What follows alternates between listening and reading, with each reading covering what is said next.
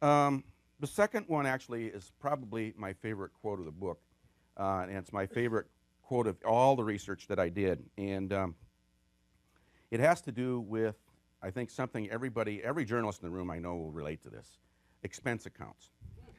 And I think even if you're not a journalist, you relate to it, okay? Horace Greeley was, for a long time, the boss of Sam Wilson at the New York Tribune. And Greeley was the most, he was sort of the Rupert Murdoch / Ted Turner, whatever, of his time. He was probably the most famous man in America other than Abraham Lincoln. And, but he also was running an enterprise in newspapers that were losing money.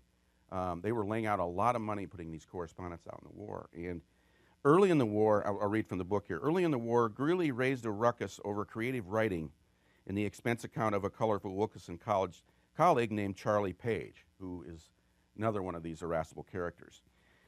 When Greeley balked at paying for some unusual expenses, an indignant Page wrote back to Greeley that he got the news he paid for. Quote, he says, "Early news is expensive news, Mr. Greeley," Page lectured. Quote, "If I have watermelons and whiskey ready when officers come along from a fight, I get the news without asking questions." End quote. Now that, to me, I'm going to use the watermelons and whiskey line the next time I file a disputed expense report. The third passage is, this is my paean to editors all over, okay?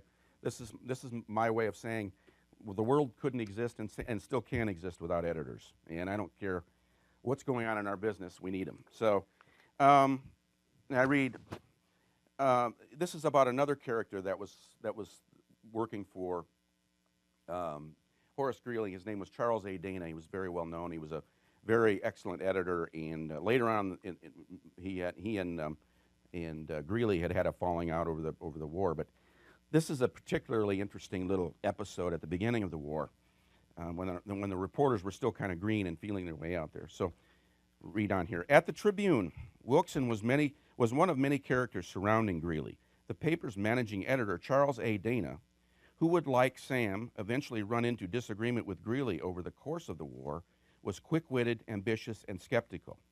He suffered no fools.